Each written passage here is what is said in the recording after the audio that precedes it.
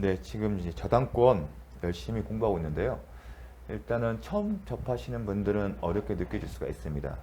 그래서 저도 이제 강의를 준비할 때 어떻게 하면 이해가 쉽게 될 수 있을까? 반드시 이해가 되면 좀 쉽습니다. 근데 그 이해 자체도 낯선 외계어처럼 느낄 수 있습니다. 그런데 제가 말씀드리는 이해 포인트들이 외계어처럼 들리겠지만 가장 평범한 내용들입니다. 그래서 익숙치 않기 때문에 그렇습니다. 항상 처음 배우는 것은 아무리 쉽게 하더라도 익숙치 않다. 따라서 반복하게 되면 여러분들도 익숙하게 될 겁니다. 그래서 제가 나름 신경을 쓰고 하는 것들이기 때문에 이해를 위해서 필요합니다. 한두 번 정도는 더 그 개념들을 잘 기억해 두시고 그 바탕으로 해서 암기를 하셨으면 좋겠습니다. 자, 삼취득자의 지위도 상당히 중요합니다. 그러면 삼취득자가 누군지를 먼저 정리를 하고요. 그럼 왜 삼취득자의 지위를 보호하는 규정이 있는지에 대해서 살펴봅니다. 그런데 이미 그 내용들에 대해서는 곳곳에서 설명했습니다. 이제 그 곳곳의 설명을 종합적으로 정리했습니다. 자, 삼취득자란 전제는 저당권이 설정된 이유입니다. 사실 저당권은 부동산에 되겠죠. 즉 저당권의 목적인 부동산에 대해서 저당권이 설정되면 부동산에 저당권이 설정되기 때문에 어떤 일이 벌어진다? 그 부동산에서 매각 등이 일겠죠. 매매 증여 등에서 새롭게 소유권을 취득한 사람이 생길 수 있고 아니면 그 부동산에 대해서 지상권이나 전세권을 설정할 수도 있습니다. 따라서 제3취득자란 저당권 설정 이후 저당 부동산의 소유권을 취득한 자 아니면 지상권 전세권을 취득한 자 이렇게 달달달 기억하십니다. 그 사람들을 제3취득자란다. 제3취득자는 그럼 왜 3취득자는 지위라는 제목 하에 이 사람들 보여줄까? 그 필요성에 대해서 살펴보겠습니다.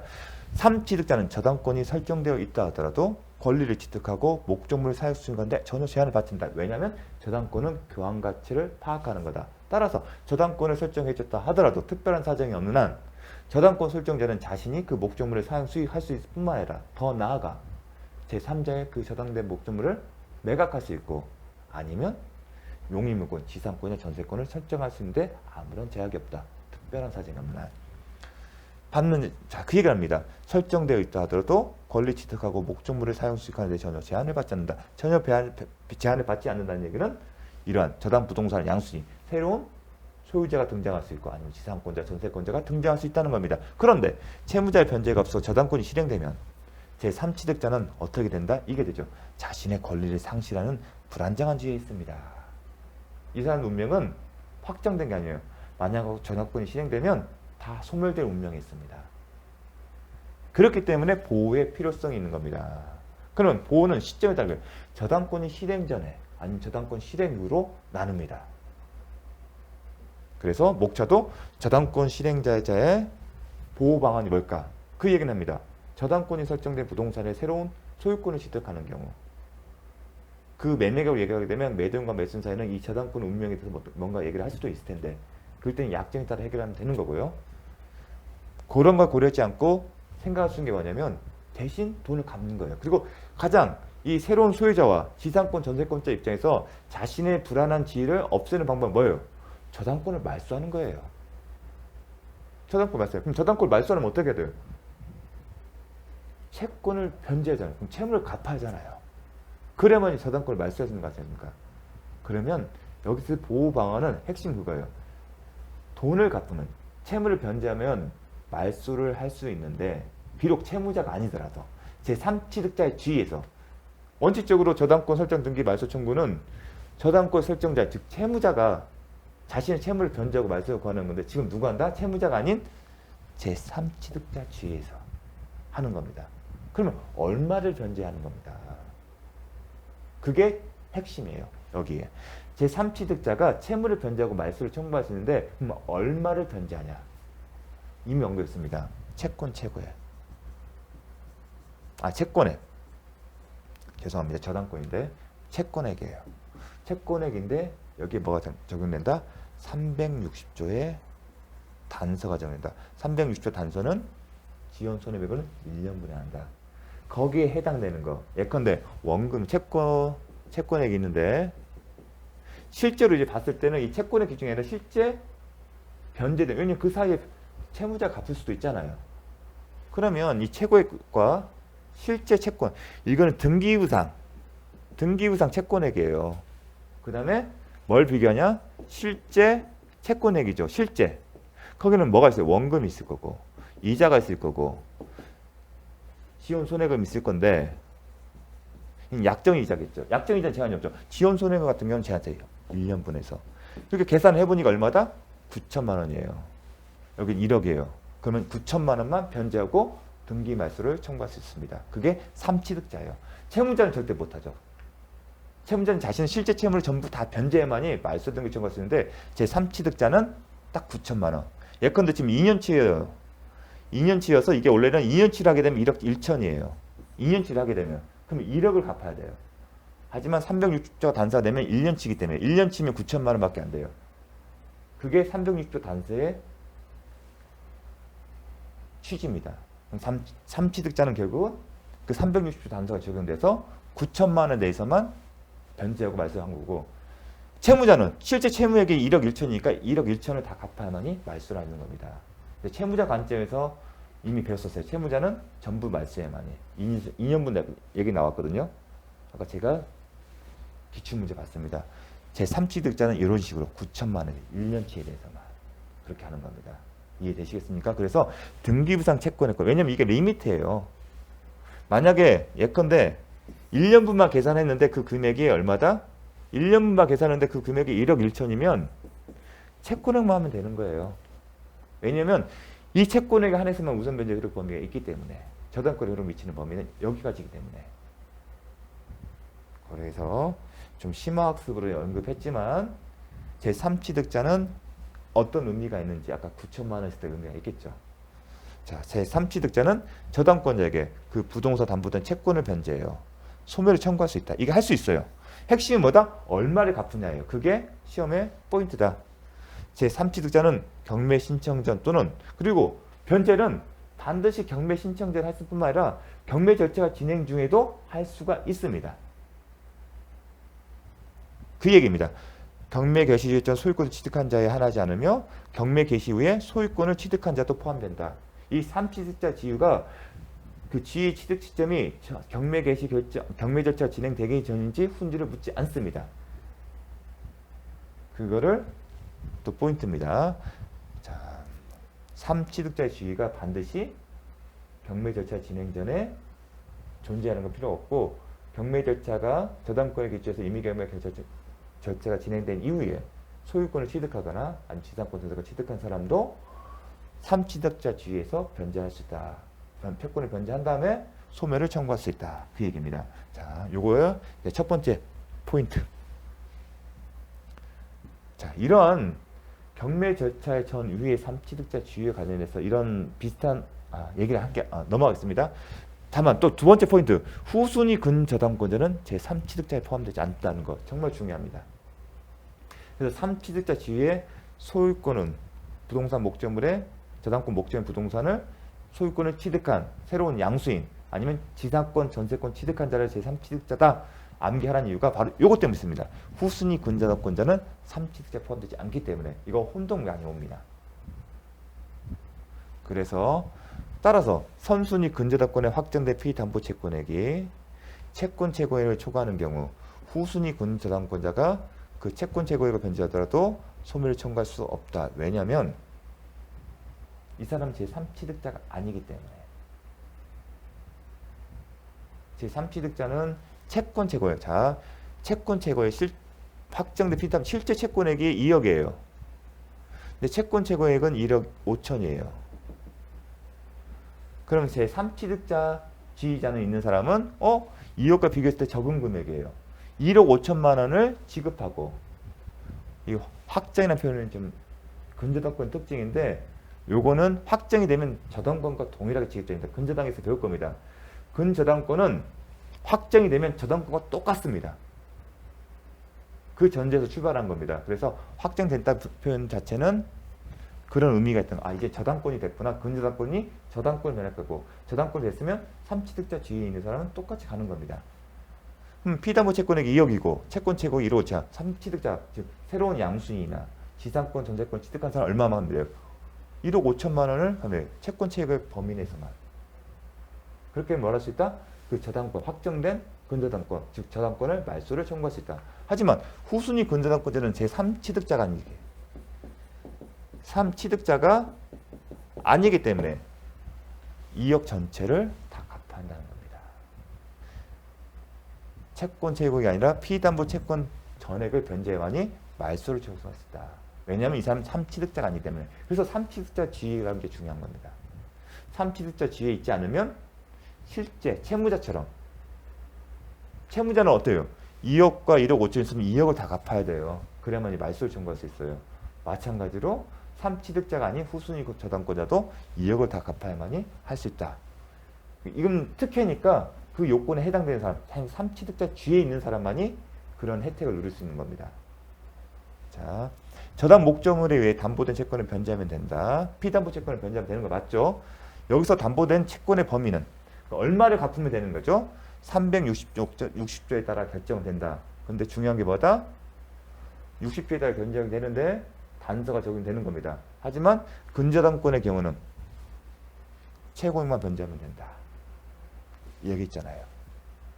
항상 등기부상 기재된 채권 최고액과 실제 채권을 비교하면 되는 겁니다. 그래서 적은 금액입니다. 사실은 그 얘기입니다. 여기는 좀 심화 학습인데 결국은 등기부사 기재된 채권 최고액과 그 다음에 확정된 실제 채권을 비교해서 그 중에 적은 금액만 하면 되는 겁니다. 그 얘기를 한 겁니다. 최고액만 변제한다. 왜냐하면 3취득자 지위이기 때문에. 자, 그럼 이게 저당권 실행 전의 특징입니다. 그러면 저당권 실행 후에는요. 저당권 실행 후면 이게 무슨 얘기냐면 낙찰이 됐다는 얘기예요. 이 저당권 실행이 뭐냐면 저당권이 실행돼서 낙찰되기 전까지는 제3취득자가 변제를 할 수 있어요. 무슨 얘기냐? 이렇게 되면 안 보이니까. 자, 저당권이 자가 임의 경매를 신청했어요. 그러면 매각 대금이 납부 시점이 있겠죠. 그렇죠. 근데 우리가 아까 저당권이 실행 전 여기를 말한 겁니다. 그 경우에 제3취득자가 변제를 하고 소멸을 청구할 수 있다. 더 나아가 이 기간에도 할 수 있어요. 그러면 저당권 실행 후는 이 이후예요. 이 이후. 이 저당권 실행 이후가 요 기간을 의미하는 게 아니라 낙찰이 돼서 매각대금을 납부한 이후라고 보시면 됩니다. 왜냐하면 매각대금 납부해서 소유권이 변동되기 전에 저당권자는 제3취득자 지위에서 변제를 하고 소멸 청구할 수 있고 그렇게 되면 이 경매절차는 이제 더 이상 진행을 못할 겁니다. 그래서 그 용어 개념은 뭐 중요한 건 아닌데 그래도 상식적인 점입니다. 그러면 왜 이게 영되면 매각대금 위에는 뭐가 나와요? 배당 절차예요. 배당 절차만 남잖아요. 저당권 실행 후는 이 이유라면 결국은 배당 절차와 관련된 걸 알 수가 있는 거예요. 배당 절차에서 뭘 하는 거지? 제3취득자가 뭘 할 수 있는 거지? 이 배당 절차에서 뭘 하냐면 일단 첫 번째 제3취득자는 매각대금이 납부하면 즉 제3낙찰자에게 소유권이 이전되면 이 사람들의 지위는 어떻게 된다? 소멸돼요.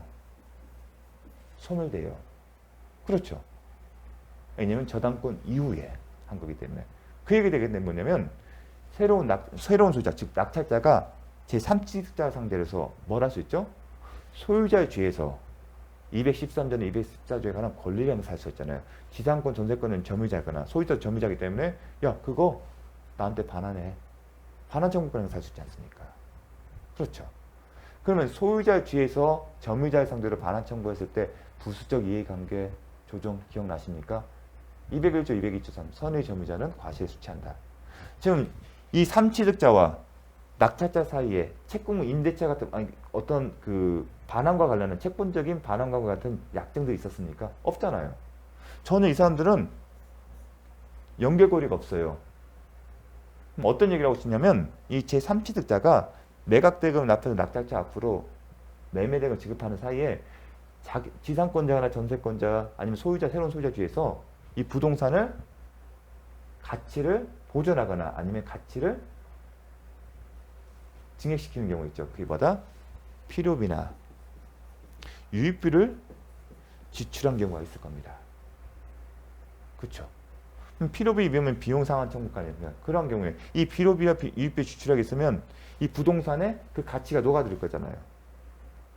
이것들은 본래 삼취득자 쓰려고 하는 건데 저당권 이후에 설정된 저당권 위에 권리 취득한 사람이기 때문에 낙찰되면 없어지잖아요. 그러면 이 사람들은 이것들에 대한 보상을 못 받잖아요.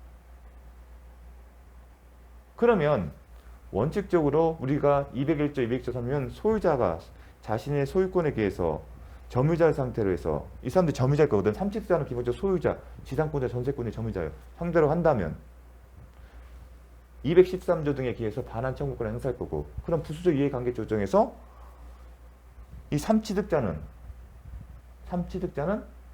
새로운 소유자인 낙찰자를 상대로 해서 비용 상환 청구권을 행사할 수 있는 게 아닐까 그 생각을 할 수가 있습니다. 하지만 법은 그걸 인정을 안 해요. 정령적인 201조, 202조에서 203조의 문제반을 왜냐하면 이건 경매 절차 안정성 때문에 그렇습니다. 그런데 계속 이 사람들이 지출한 것에 대해서 뭔가 보상을 해주고 싶어요. 우리가 그 방법은 그 물건에 유입 필요비나 유입비가 지출된 그 가치가 녹아들인 그 부동산의 소유자를 상대로 점유자는 소유자가 점유자를 상대로 213조가 물권적 청구권을 행사하게 되면 점유자는 소유자에게 반환 의무가 있지만 201조, 202조 3조에 따라서 선의 점유자는 과세 수취하고 비용 지출한 사람은 소유자의 상대로 그 소유자 상대로 비용 상환 청구를 청구한다고 배웠습니다. 하지만 이건 경매 절차에서 이루어진 거기 때문에 경매 절차 안정성을 위해서 소유자를 상대로 해서는 그러하기를 못하고 어떻게 한다? 이겁니다. 배당 절차에서 이 삼취득자가 비용을 지출한 걸 신고했다면 항상 배당부에서는 경매 비용을 먼저 공제를 해요. 그 남은 걸 가지고 채권자들을 배분해요. 마찬가지로 비용을 신고하고 그 비용을 이 배당금에서 우선 공제해 주는 겁니다. 그렇게 함으로써 제3취득자의 비용 상환 청구권을 만족시켜 주는 겁니다. 이 조항이 정말 절묘한 겁니다. 그러니까 여러 가지 쟁점은 걸리는 부분이 있어요. 하지만 자, 핵심은 뭐냐면 일단 제3취득자는 누가 있죠? 소유자도 포함되어 있어요. 이 제3취득자가 소유자인 경우에도 어디에서? 이 경매대금에서 우선 받을 수가 있습니다. 자신의 비용을. 그게 첫 번째 포인트예요. 또 하나, 이 법이 이 저당법의 기준 시 제3취득자의 비용 상환 청구가 가지고 누구 상대로? 낙찰자나 저당권 설정자나 그런 사람 상대로 해서 비용 상환 청구권 인정하는 것은 아니다. 단지 배당돼 매각되고 납부하는 배당 절차에서 그 배당금에서 우선 변제 받을 뿐인 거지 더 나아가 사람 상대 낙찰자나 아니면 저당권 설정자에 대해서 갖는 게 아니다. 그 얘기는 뭐냐면 비용 상환 청구권이 있으면 유치권이 인용되잖아요. 우리 비용 상환권이 있으면 유치권이 인용되잖아요. 그런데 그런 게 전제라면 소유로운 소유자, 그 부동산의 소유자를 상대로 하는 거거든요. 그런데 이 경우에는 그런 사람들에서 채권 비용 상환 청구를 행사할 수 있는 게 아니라 단지 경매 대금에서 하는 거예요. 따라서 유치권도 인정될 필요가 없는 겁니다. 만약에 이거에 대해서 유치권 인정이 되면 낙찰자는 황당한 일이죠. 예측 못한 비용을 또 지출하게 된 거 아닙니까? 그래서 이 소유자에 대해서 비용 상환 청구를 인정하는 방법을 안 겁니다. 더더욱 경매 절차 안정성을 해치기 때문에 단지 배당 대금에서 그러니까 배당금이 매각 대금이 보통의 경우는 좀 지우겠습니다. 배당 절차가 하게 되면 매각 대금 명목으로 1억을 낙찰자가 냈다. 그럼 1억을 가지고 갈 때 배당표 할 때 배당표를 작성을 해요. 그럼 일단 1억을 가지고 이제 배당 절차하게 되면 채권 신고하세요 해요. 그럼 여러 사람들이 신고를 쭉 할 거 아니에요. 그런 다음에 집행관이 배당표를 작성해요. 이렇게. 배당표를 작성하게 되면 제일 먼저면 경매 비용이에요. 이 경매 절차 진행하는 비용을 우선 공제해요. 만약 경매 비용이 1,000만 원이다. 그러면 나머지 9천만 원을 가지고 배당을 하는 거예요. 이 경매 비용에 뭘 표신다? 제3취득자의 비용을 포함시키는 겁니다. 그럼 이 사람들이 신고가 있어야겠죠. 근데 그건 시험에 안 나와요. 핵심은 이 경매 비용에서 우선 상환 받을 수 있다. 포인트는 거기고 이게 새로운 낙찰자나 아니면 기존의 저당권 설정자 아니면 채무자를 상대로서 비용 상환 청구권을 인정하는 게 아니다. 만약 그 사람을 상대로서 비용 상환 청구권 인정되면 뭐가 인정돼? 유치권 인정되잖아요. 그렇게 되면 낙찰자는 이게 무슨 일이지? 황당하겠죠. 그래서 그런 의미가 내포되어 있기 때문에 시험에 잘 나오는 거예요. 자, 그러면 자습서로 가서 이건 뭐냐면 낙찰자, 소유자인 제3취득자도 경매절차에 입찰을 해서 낙찰을 받을 수 있다는 겁니다. 제가 혼동했습니다. 왜 그러냐면 민사집행법에 따르면 채무자는 입찰을 못하게 돼 있어요. 응찰을 못해요. 그렇게 민사집행법에 따르면 자격을 제한, 응찰을 못하는 사람이 하는데 그러한 관점에서 이슈가 될 수 있는데 법조문은 제3취득자인 소유자는 경매절차에 입찰해서 소유권을 취득할 수 있다는 겁니다. 그래서 요것도 시험이 잘 나옵니다. 죄송합니다. 제가 잠깐 헷갈렸습니다. 요거는 다른 차원입니다. 입찰할 수 있는 자격이 있다. 원래는 채무자는 입찰 자격이 없거든요. 대부분 소유자가 그런 관점에서 이제 언급된 겁니다. 다음 비용 상환 청구권. 요게 이 얘기를 하다가 제가 깜빡 헷갈렸습니다. 367조는 저당물의 제3취득자. 여기에는 소유자. 그 다음에 지상권, 전세권 취득자가 포함됩니다. 그 사람들이 보존 됐으면 뭐였죠? 필요비, 개량을 위하여 유익비잖아요. 필요비, 유익비를 지출한 때는 자 비싼 구조로 간다고 했잖아요. 제가 설명할 때 203조 1항 2항 규정에 의하여 저당물의 경매대가에서 이게 중요하죠. 시험에 잘 나옵니다. 두 번째 포인트, 우선 상환을 받을 수 있다. 설명드렸습니다. 뭘 혼동하지 말라? 이 사람들이 새로운 소유자인 낙찰자나 아니면 기존의 저당권 설정자에 상대해서 비용 상환 청구권을 인정하는 것이 아니라 단지 저당물의 경매대가에서 아까 경매비용입니다. 그 경매비용에 포함시켜서 우선 상환을 주는 겁니다. 이게 나중에 실무나 아니면 집신설 보세요. 그러면 항상 배당표는 경매비용이 써 있습니다. 이 사람들이 신고를 해야 돼요. 이런 비용이 있다. 그럼 그 비용들을 거기에 포함시키고 우선 배당을 하는 겁니다. 이 사람들에게. 그리고 나머지를 가지고 나머지 그 채권자들에게 배당한다는 겁니다. 자, 이 내용이 7월 13일 선고됐고 7월 10 작년에 선고됐고요. 아직 출제가 된 바가 없고 의미 있는 판결이 있습니다. 자습서 273쪽입니다. 그래서 핵심만 설명을 드리겠습니다. 일단은 그 교과서 273쪽에 이하에서 제가 자세히 설명해 놨습니다. 판결 내용을 온영해놨습니다. 이 사람들은 이제 배당 요구 종기까지 이제 배당 요구한다 그랬는데 그건 시험사 입장에서 알 필요는 없고 뭐라 하냐? 자, 저당부선의 소유권을 취득한 자도 제3취득자에 해당되기 때문에 비용이 있으면 저당물 경매대가에서 우선 상환 받을 수 있다는 게 첫 번째 포인트 하나고요. 제3취득자는 직접 저당권 설정자나 저당권자 또는 경매조차 매수인 등에 대하여 비용 상환을 청구할 수 있는 권리가 인정되는 것은 아니에요. 저당물의 경매대가에서 우선 상환을 받을 수 있는 것에 그칠 뿐이지 더 나아가 이러한 사람들 상대로 해서 비용 상환 청구권을 행사할 수 있는 것은 아니다. 그 얘기는 뭐다? 유치권을 행사할 수 없다는 겁니다. 만약 유치권을 인정하게 되면 낙찰자는 황당하겠죠. 그게 경매절차 안정성입니다. 그러니까 이런 규정이 있음에도 불구하고 왜 별도로 정한지가 바로 그겁니다.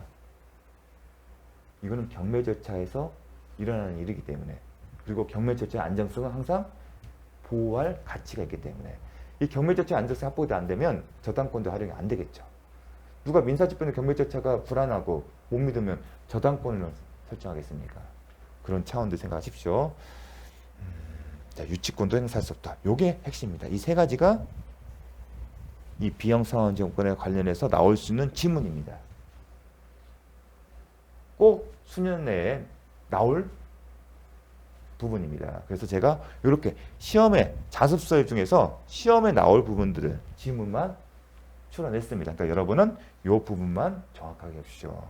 근데 이게 그냥 그대로 설명 없이 그림 아까 제가 어떤 상황인지 설명하지 않고 했다면 이해하기 힘들 겁니다. 그래서 제가 처음에 칠판에 적어가면서 그림을 그려가면서 했던 부분을 잘 떠올리면서 왜 이런 게 나왔는지, 왜 저당물의 경매대가가 나오는지, 이 규정은 규정인데 그것들을 기억해 주십시오.